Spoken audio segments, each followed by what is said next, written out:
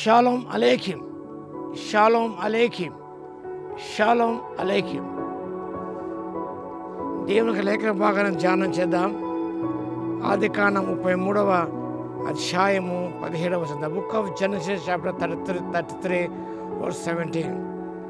అప్పుడు యాకోబు సుక్కోతుకు ప్రయాణమైపోయి తనకు ఒక ఇల్లు కట్టించుకొని తన పశువులకు పాకలు వేయించను.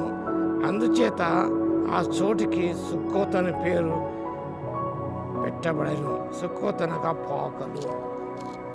యాకోబు యొక్క జీవితంలో కొన్ని ఆత్మీయ సత్యాలను నేర్చుకుంటాం. మూవింగ్ ఫార్వర్డ్, మనం ముందుకు సాగిపోవాలి.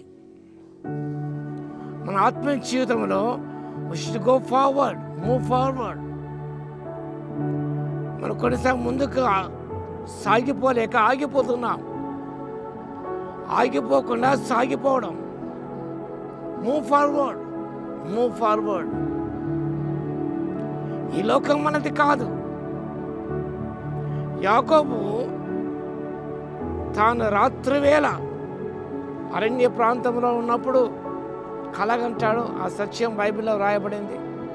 తనకు వాగ్దానం చేస్తాడు. ఆ తర్వాత ఆయన లోకంలో కలిసిపోవడం. 20 సంవత్సరాలు మామ దగ్గర కొలువు చేశాడు. తను ఒప్పందం చేస్తే తిరిగి వస్తాను, ఇక్కడ బేతెలకు తిరిగి వస్తాను అని ఒక ప్రమాణం చేశాడు.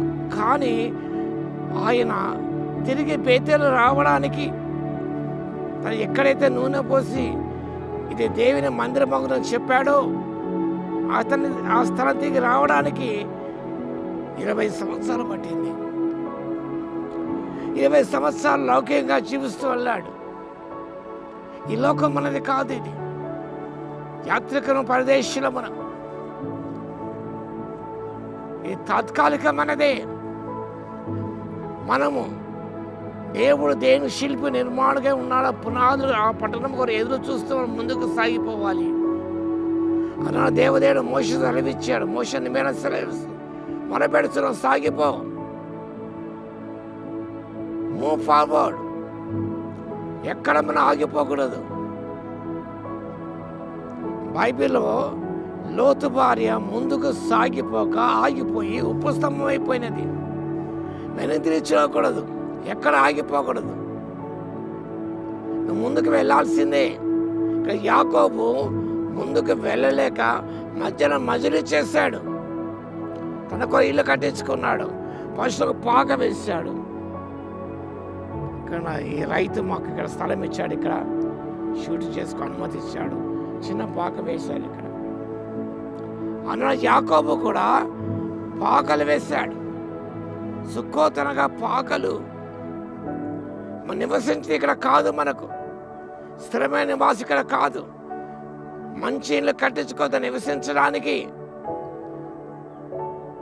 యాకోబు ఆశించినాడు. తన కొరకు ఆయన ఇల్లు కట్టించుకొని తన పశువులకు పాకలు వేయించను. ఆగిపోయినందుకు అనర్థం జరిగిపోయినది. ఆదికాండం 34వ అధ్యాయం అంతా మీరు చదువుకోండి. తన కుమార్తె విషయంలో ఎలాంటి కీడు సంభవించిందో, ఎలాంటి ఆపద ఎదుర్కొన్నాడో, ఎలా అవమానం పొందాడో 34వ అధ్యాయం చక్కగా లిఖించబడ్డది. 35వ అధ్యాయంలో దేవుడు యాగను లేచి బేతేలుకి వెళ్ళి అక్కడ నివసించి ఒక బలిపీఠము కట్టు. దేవుడు మళ్ళీ ప్రత్యక్షమయ్యాడు. నువ్వు ఎందుకు ఇక్కడ ఆగిపోయావు? But better stop here and move forward. నువ్వు ముందుకు వెళ్ళాలి, కానీ ఇక్కడ నివసించడానికి లేదు. ఇక్కడ we are travelers in this world, we are pilgrims on this earth. స్థిరమైన నివాసమును ఏర్పరచుకొని నివసించడానికి యాకోబు ఆశిస్తున్నాడు. ఆయన ముందుకు సాగిపోవాలి. బలిపీఠము కట్టాలి, దేవుని ఆరాధించాలి. కానీ అలా వెళ్ళనీయకుండా ఆటంకాలు కలుగుతూ ఉంటాయి. మన జీవితంలో కూడా ఆత్మీయంగా ముందుకు సాగిపోనీయకుండా సాతాను ఎన్నో ఆటంకాలు సృష్టిస్తాడు. కాబట్టి మన జీవితంలో గమనించినప్పుడు ఎక్కడ నిలవన పట్టణంకి ఇక్కడ లేదు. మనకు నిలవనమైనది స్థిరమైన లేదు. కాబట్టి మన తాత్కాలికమైన గృహ నివాసం చేస్తున్నా కాబట్టి ఎక్కడ ఆగిపోకుండా నీ ప్రయాణాన్ని కొనసాగించు. ప్రభు మన తోడే ఉంటాడు. నీ లోకం వైపు చూడకు, లోకాశలకు రంగిపోవద్దు. ఏలి ఎవరే బదరివృక్ష కూర్చున్న ఆ స్థితిలోనికి రాకూడదు. గుహలోనికి వెళ్ళిన అనుభవానికి రాకూడదు. మనం అంటే మూవ్ ఫార్వర్డ్, సాగిపోవడం అంటున్నాడు దేవుడు. అయ్యా సాగిపో. ఇలా నుంచి ఏం చేస్తున్నావు? ఎటు మూవ్ ఫార్వర్డ్.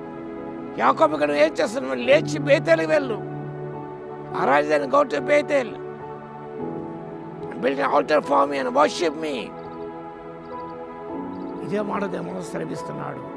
కాబట్టి ఈ లోకంలో ఎక్కడ ఆగిపోకుండా ముందుకు సాగిపోవడానికి, గమ్యం చేరుకోవడానికి పరిశుద్ధాత్మ దేవుడు శక్తిని దయచేయును గాక. ఆమేన్. ప్రార్థన చేస్తున్నా. కృపా సత్య సంపూర్ణ స్తోత్రాలు తండ్రి. ఈ లోకం చూస్తే ఎక్కడ ఆగిపోకుండా తండ్రి, వెనుదిరకుండా ప్రభువా ఉండబోతాను ఎదురు చూస్తూ ముందుకు సాగిపోటకు తండ్రి, మాకు గమ్యం చేరుకోవడానికి కృపను ఇవ్వగలందుకు మీకే స్తుతి స్తోత్రాలు చెల్లిస్తూ యేసయ్య నామమున ప్రార్థించి వేడుకొస్తున్నాము తండ్రి. ఆమేన్. మన తండ్రి అయిన దేవుని యొక్క ప్రేమయు, మన ప్రభువును రక్షకుడైన యేసుక్రీస్తు యొక్క కృపయు, పరిశుద్ధాత్మ యొక్క అన్యోన్య సహవాసం మనందరికీ సదాకాలము తోడే ఉండును గాక. ఆమేన్.